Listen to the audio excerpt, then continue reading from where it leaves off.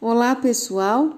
Hoje nós realizaremos a atividade 12.5, que se encontra na página 69 do livro vermelho. Nós vamos resolver a seguinte situação. Leonardo e seus colegas moram em Barretos, que é uma cidade do interior paulista.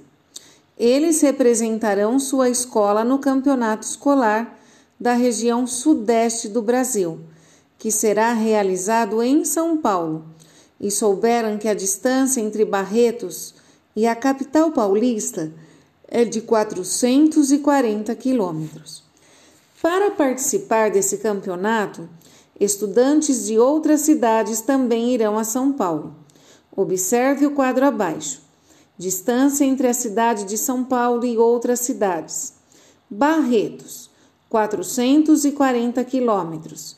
Limeira, 150 quilômetros. Ouro Preto, 630 quilômetros. São Paulo, 255 quilômetros. Taubaté, 130 quilômetros. E Macaé, 610 quilômetros. Então, essa é a distância entre a cidade de São Paulo e cada uma dessas de outras cidades: Barretos, Limeira, Ouro Preto, São Carlos, Taubaté e Macaé. Quais são as perguntas que deverão ser respondidas? Número 1. Qual dessas cidades é a mais distante de São Paulo? Ou seja, aquela que tem a maior quantidade de quilômetros, tá? Para chegar até lá. A quantos quilômetros ela fica? Número 2. Qual dessas cidades é mais próxima de São Paulo? A quantos quilômetros ela fica? E número 3. Quantos quilômetros Leonardo e seus colegas percorrerão na viagem de ida e de volta a São Paulo? Gente, pergunta número 1, mais distante, mais longe. A pergunta número 2, a mais próxima de São Paulo, ou seja, a mais perto de São Paulo.